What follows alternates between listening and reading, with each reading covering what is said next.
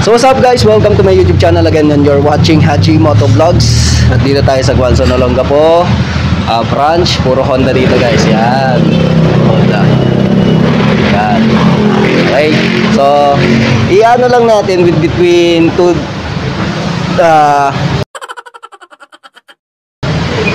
two bikes here ni Honda, which is yung XRM and then yung RS125. Compare lang natin para sa mga nalilito mamili kung ano yung gusto talaga nila, no?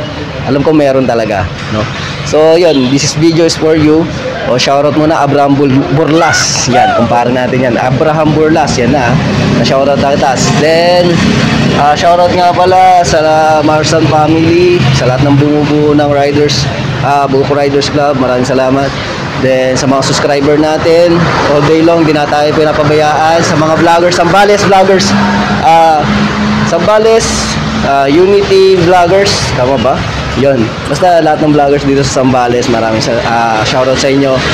Then yun, bago tayo magsimula, please subscribe my YouTube channel and don't forget to like and share kung nagustuhan tong video to. Syempre, comment kung may suggestion or bad reaction pagdating sa video na to, okay?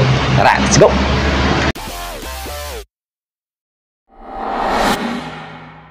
Hello guys, good morning. At medyo maulan, madilim. Dito tayo ngayon sa Guanzon, Olongapo. Puro Honda rito guys. Yan. Sayang ko sa CRF oh. Bawal daw eh. Bawal daw sabi ni vlogger. Pero sold na raw yan, sold na. Pero sayang. Pero ito ang aking tawag dito. For today's video, papakita ko sa inyo with the difference between RS125 then XRM125. Actually marami naman talaga siyang pinagkaiba. Pero sa mga nalilito, yan, sa mga nalilito na gusto ko ng XRM o kaya gusto ko ng RS, sino kaya sa dalawa dyan, di ba? Ito, ang video na to, papakita ko sa inyo yung difference niya. At least kayo, may idea kayo. Sana makatulong sa idea na to para at least maka na kayo na gusto nyo, idea nyo, okay? So kung makikita nyo, different na talaga ito off-road type, ito on the road, no? Pero pwede naman off the road din to. Pero kung sakali siyang gagawin mo yun everyday, every other day or every is baka masaraan ka ng mga bearing. Yan, mga knuckle bearing, mga bearing. Kaya I suggest kung sakaling medyo sporty ka at medyo may height ka konti, ayan, ito. Yan, si off-road ng XR125. So kung titingnan natin sa headlight, parehas lang naman silang halogen type. Tapos parehas lang sa signal po na ordinary valve. Pero between this one, mas gusto ko ang forma nito. Yan. Between these two, mas gusto ko yung forma nito kasi ang kagandahan dito, tingnan nyo yung very looks elegant, saka siyempre mas dynamic tignan. Pero gusto ko rin naman to. Mas gusto ko lang to. Yan. Siyempre I like the design dito, yung details niya dito. Yan. Gusto ko rin to. Pero sa mga camouflage yan, parang sa military yan, pwede yan sa military, kinukuha yan.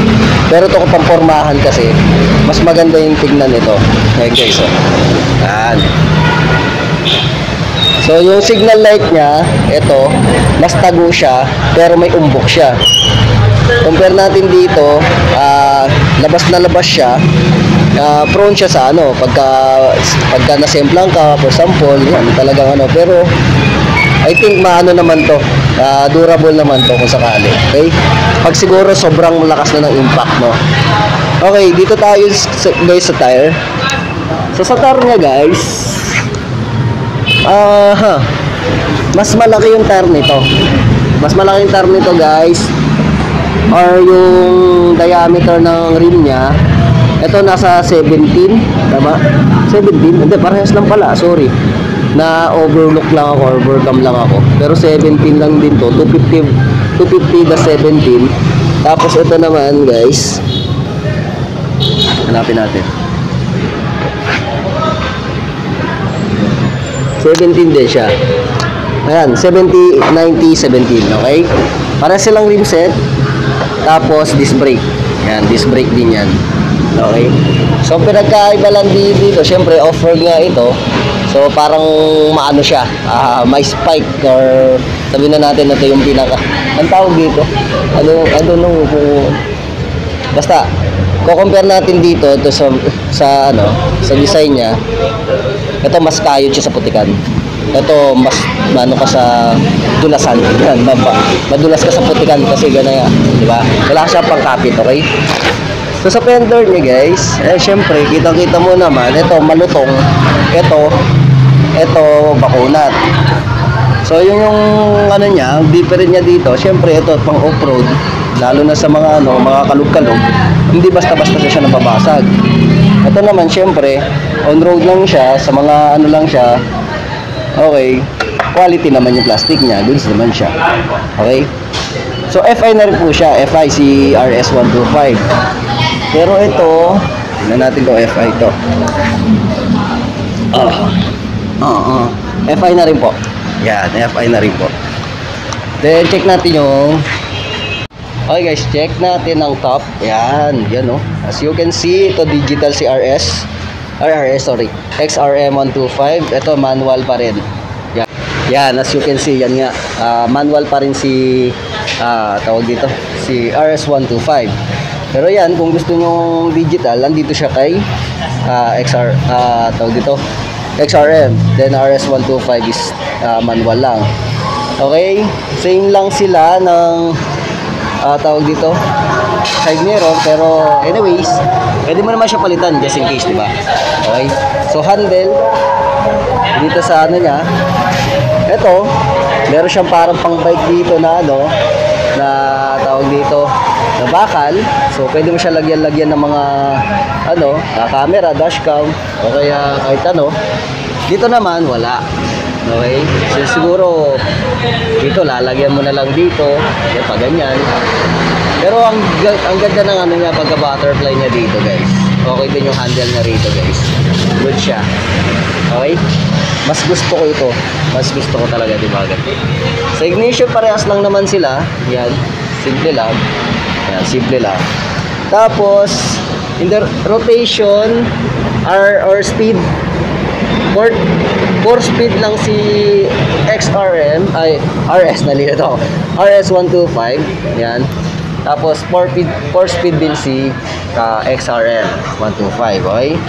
So, i-compare natin dito, mas buka yung ano niya, fairings niya dito, sa body niya. Compare natin dito, mas paloob siya. Okay? So, pang sporty lang talaga, pang kurbahan to si Very practical. Kung nakaranas kayo ng kung nasubukan nyo na yung XRM patakbuhin, yung 125, napakagaang sobra hanggang nito. Kung compare natin dito, parang meron akong bigat na nararamdaman. Pero, ewan ko lang kung same pa rin before. Pero itong XRM na to, sobra, ang gaang, good siya. Pero ito hindi ko pa nararanasan talaga to. Okay? Pagdating sa atakan. Okay, sa likod naman, ayan. Parehas lang sila ng design ng gulong sa harapan. May mga alligator, parang alligator body, parang ganito. So 250/17 ito. 250/17. Anong parehas lang sila, no? 250 lang yata ito. Tapos disc brake dito sa likod. Then compare natin dito. Ito naman is drum brake. Okay. Tapos 80/90/17. Okay. So halos parehas lang sila naman ng design, pero kaiba lang kulay lang ng shock nila. Okay. So parehas lang sila dito. Yan. Yung design niya. Okay. Pero sa mga decals niya, syempre magkaiba. Pero mas cool ito tignan si RS125. Sa grab bar, yan parehas lang. Yan. Mas parehas lang talaga. Check natin yung loob. Ayan. Almost the same. Di ba? Oh. Oh. Almost the same. Siguro sa tank capacity, parehas lang naman talaga. Parehas lang din siya. Kasi parehas lang silang laki. So, yun. Sa upuan din, halos parehas lang. Okay.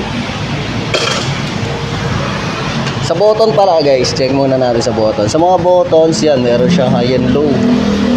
almost the same. The same. Ayan, parehas lang sila. Ayan, clear. Ayan. Parehas lang sila, guys. Then sa tail light, ayan. Normally bulb, signal light, normal. As you can see, normal din. Parehas lang, almost the same. Yon. Sa pillion, parehas lang naman sila din. So, ang pinagkaiba lang talaga dito, guys, on the overall, sa presyo, guys, kung ano yung video ko ng Honda XRM 125 and then RS 125, nandun yung price. So pinagkaiba lang nila ng price, guys, mas mahal, kalimutan ko na kung sino mas mahal, pero mahal lang ng 1,000 difference, 1,000, 2,000 ganun yung difference. So sulit ka naman na sa dalawang ito. So goods na goods naman talaga. Okay, kung papipiliin ako na overall, siyempre gusto ko yung type na ito, gusto ko to. Yan. Ito. Pero I like the design this one. Pero mas gusto ko yung quality ng hatak nito. Para sa akin lang, guys, para sa akin lang, mas gusto ko yung quality ng hatak ng XRM. Saka practical siya kahit saan siya, di ba? Pero tingnan natin kung sino mga user nito, sila makapagsabi kung maganda talaga din daw si RS125. So kayo, anong masabi niyo tungkol sa kay XRM and then kay RS125? So kayo na mamili kung anong gusto nyo.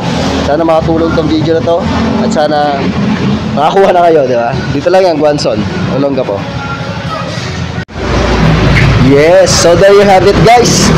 Yun ang pinagkaiba ni XRM then yung 125. Pero overall, tawag dito, ano na lang natin, in summary, si XRM is pang off-road, tapos si RS is pang on the road. Okay? Pero pwede naman si RS kung gugustuhin mong masiraan ng mga bearings, di ba?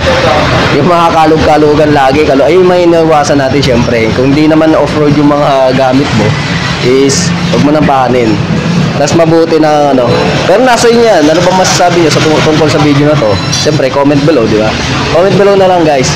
Sa mga nakaranas ng RS125 and XRM 125, please comment below para meron silang idea, okay? So yun, maraming salamat nga vlog. Guanzon, Olonga po. Yan, Guanzon, Olonga po. So this is Haji from Haji Motovlog. Stay tuned, God bless, and blah blah.